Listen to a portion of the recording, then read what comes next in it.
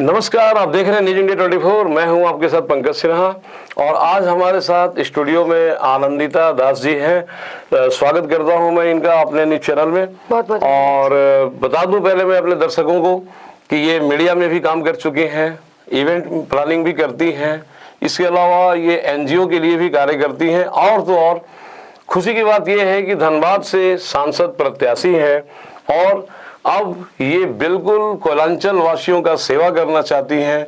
बहुत सी समस्याएं इनके सामने हैं जिन पे कोई भी पार्टी कार्य नहीं करता है, ध्यान नहीं देता है। केंद्र की बड़ी बड़ी नीतियां, राज्य सरकार की सारी नीतियां धरातल पर आती ही नहीं है, धरी की धरी रह जाती हैं। इन सब चीज़ों को लेकर के बहुत चिंतित हैं और पूछेंगे कि बताइए मैडम कौन कौन से मुद्दे हैं वो जिन पर आप काम करना चाहती हैं।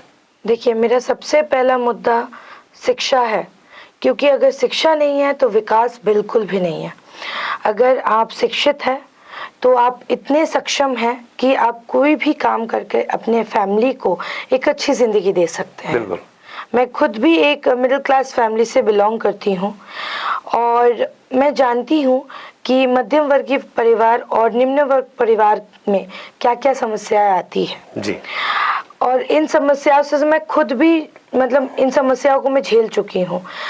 मेरी शिक्षा के कारण मैं आज इतनी समर्थ बन पाई हूँ कि अपने परिवार को एक अच्छी ज़िंदगी में दे रही हूँ। मैं ये नहीं बोलूँगी कि मैं बहुत ज़्यादा अमीर हूँ, मैं अमीर बिल्कुल नहीं हूँ, मैं मिडिल क्लास हूँ और अपने परिवार को एक अच्छी ज़िंदगी में दे रही हूँ। तो इतना ही शिक्षा तो बहुत ज़्यादा ज़रूरी है। दूसरा मुद्दा मेरे लिए है महिला सशक्तिकरण। अगर आप महिलाओं को देखें, आज 21वीं सदी में भी महिलाएं जो है बहुत ज़्यादा पिछड़ी हुई है और मुझे इन महिलाओं के लिए काम करना है। महिलाओं को इतना आगे बढ़ाना है कि वो अपने घर में अपने पति के साथ कंधे से कंधा मिला करके अपने घर को चला पाए। क्योंकि एक मिडिल क्लास फैमिली और एक बिलो पॉवर्टी लाइन, जो निम्न वर्ग फैमिली हम लोग बोलते हैं, परिवार बोलते हैं, उनका क्या होता है ना, रोजगार का एक ही साधन है जो है घर के मर्द। और वो रोजगार जो घर के मर्द करते हैं वो सिर्फ और सिर्फ बच्चों को पढ़ाने में और घर के खर्च में खत्म हो जाते हैं। उनकी सेविंग्स बोल करके कुछ नहीं होती। कुछ भी करना हो तो लोन लेना पड़ेगा। तो उतना मैं करना चाहती हूँ कि महिलाएं जो है उनका जो रोजगार है थोड़ा बहुत घर की सेविंग्स में भी जाए, थोड़ा बहुत बचत भी वो कर पाए और घर को भी और अच्छे से चला पाए। तीसरा मेरा मुद्दा जो है वो है युवाओं की नौकरी। हाँ, अभी आप ये बोलेंगे कि युवाओं की नौकरी के लिए बहुत लोग काम कर रहे हैं, बहुत लोगों ने बहुत योजना बनाई है, लेकिन कितने योजना धरातल पर उतार सके हैं वो लोग। हम लोग ये सारी योजनाओं को धरातल पर उतारेंगे और जो जिसका जितना कैपेबिलिटी होगा उसको वैसा टाइप का जॉब, ठीक है। फॉर एग्जाम्पल, बहुत ऐसे लड़के मैंने देखे, बहुत ऐसे बच्चे, इवन कि मेरे खुद के टीम में काम करने वाले बहुत ऐसे लोग हैं जो कि इंजीनियरिंग करके कोई भी एक दुकान खोल करके बैठ गए क्योंकि उनके पास जॉब नहीं है और मम्मी पापा को छोड़ करके वो बाहर जा नहीं सकते। अब कोई भी अपने माँ बाप को छोड़ करके बाहर जाना नहीं चाहेगा। बहुत ऐसे लोग हैं। अगर वो अकेले बेटे हैं या फिर अकेली बेटी है, कोई भी, ठीक है, तो क्या होता है, इसकी वजह से कुछ भी नौकरी मिलता है वो कर लेते हैं। जहाँ पे उनका ये कैपेबिलिटी होता है कि वो 50,000 कमा सकते हैं महीने का, वहाँ पे 10,000 15,000 में नौकरी कर रहे हैं, सेल्स की नौकरी कर रहे हैं।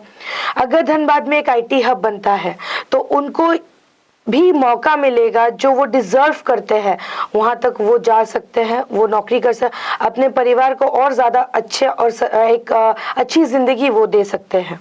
चलिए, बहुत अच्छी बात है। तो बेरोजगारी, महिला सशक्तिकरण और धनबाद जैसे क्षेत्र में कोई स्कोप का ना होना, ये सब मुद्दे हैं क्या मैडम? इसके अलावा और भी कोई स्कोप है? तो मतलब कि और भी कोई मुद्दा है जिन पर आप विशेष तौर पर ध्यान देना चाहती हैं? देखिए, मेरा मेन मुद्दा जो है ये तीनों ही है जी।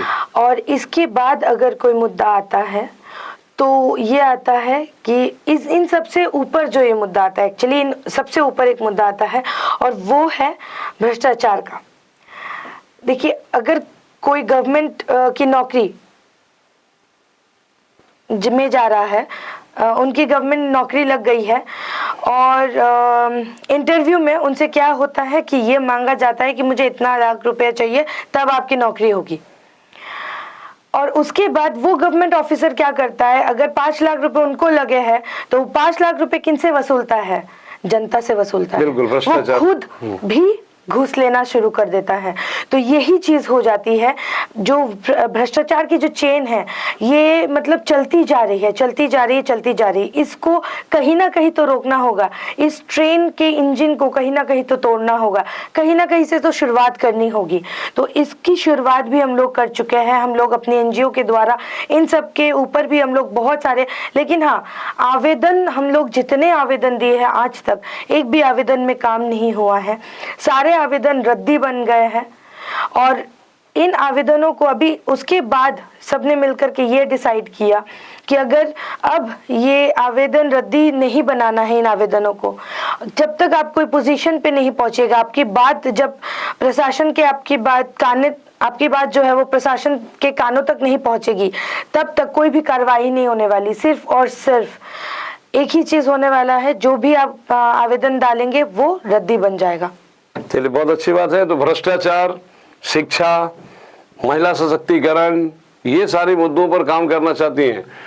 मैडम, एक सवाल आता है कि भाई ये कोयलांचल की धरती है और कोयलांचल की धरती पे चीर प्रतिद्वंदी जो भिड़ रहे हैं, एक तरफ एनडीए गठबंधन है और एक तरफ इंडिया गठबंधन, इन दोनों के मुकाबले आप निर्दलीय खड़ी होकर के अपने आप को कहाँ देखती हैं?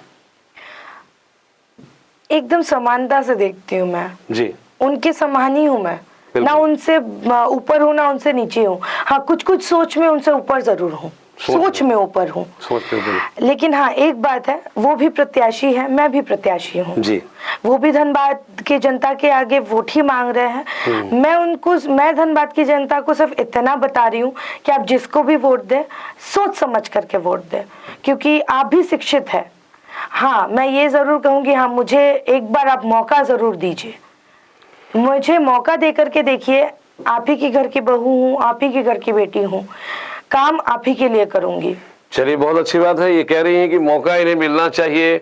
मैं बता दूं अपने दर्शकों को कि भाई चुनाव चिन्ह भी लोग अलग अलग रखते हैं। कल अभी तक इन्हें चुनाव चिन्ह नहीं मिला है, कल संभवतः मिल जाएगा। कल 3 बजे करीब, हाँ, कल 3 बजे तक इनको चुनाव चिन्ह मिल जाएगा। और दर्शकों को ये जान करके आश्चर्य होगा कि जैसे कि पहले ये मीडिया में काम कर चुकी हैं, एक रिपोर्टर रह चुकी हैं, इन्होंने अपना चुनाव चिन्ह भी माइक रखा है, ताकि माइक के द्वारा बोल करके जनता की आवाज को बुलंद किया जा सके और सरकार की, केंद्र सरकार हो या राज्य सरकार के कानों तक या भ्रष्टाचार करने वाले भ्रष्टाचारियों के कानों तक भी जनता की आवाज को पहुंचाई जा सके। बिल्कुल। और यही सोच करके इन्होंने अपना चुनाव चिन्ह भी माइक रखा है। मैडम, अगर मान लीजिए कि इस कोयलांचल की धरती पर समस्या क्या है जिसके लिए आप जिसमें सुधार करना चाहती हैं? जो समस्या मैंने अभी कही है वो तो है ही, वो तो मुद्दे की बात है। हाँ। उसके साथ साथ और भी मुद्दे हैं जो अभी आ रही है सामने, जैसे जो कि है आउटसोर्सिंग का एक समस्या आ जा रहा है। क्योंकि जो भी मजदूर है जो कोयलांचल में काम करते हैं, जिसे धनबाद को black diamond city of India के नाम से जाना जाता है, काला हीरा बोला जाता है धनबाद को। धनबाद के कोयला से पूरा भारत में रोशनी फैलती है, लेकिन धनबाद जो है वो दिया तले जो अंधेरा है वो अंधेरा बन करके रह गया है। वो दुनिया को रोशन जरूर कर रहा है, लेकिन वो खुद अंधेरे में डूबता जा रहा है। वो सिर्फ और सिर्फ ऐसे इसीलिए हो रहा है कि कुछ भ्रष्ट नेता, सारे नहीं, कुछ भ्रष्ट नेता जो आउटसोर्सिंग का भी काम करते हैं, वो लोग क्या करते हैं कि मजदूरों का अगर तनख्वाह है 18,000, 10,000 अपने पॉकेट में, 8,000 मजदूरों को तनख्वाह दे रहे हैं। ये कहाँ का इंसाफ हुआ, बताइएगा मुझे। ये शोषण है। अगर मजदूर चाहे तो अभी के अभी आउटसोर्सिंग बंद हो जाएगा। अगर वो एक बार धरना पे बैठ जाए तो अभी के अभी आउटसोर्सिंग बंद हो जाएगा।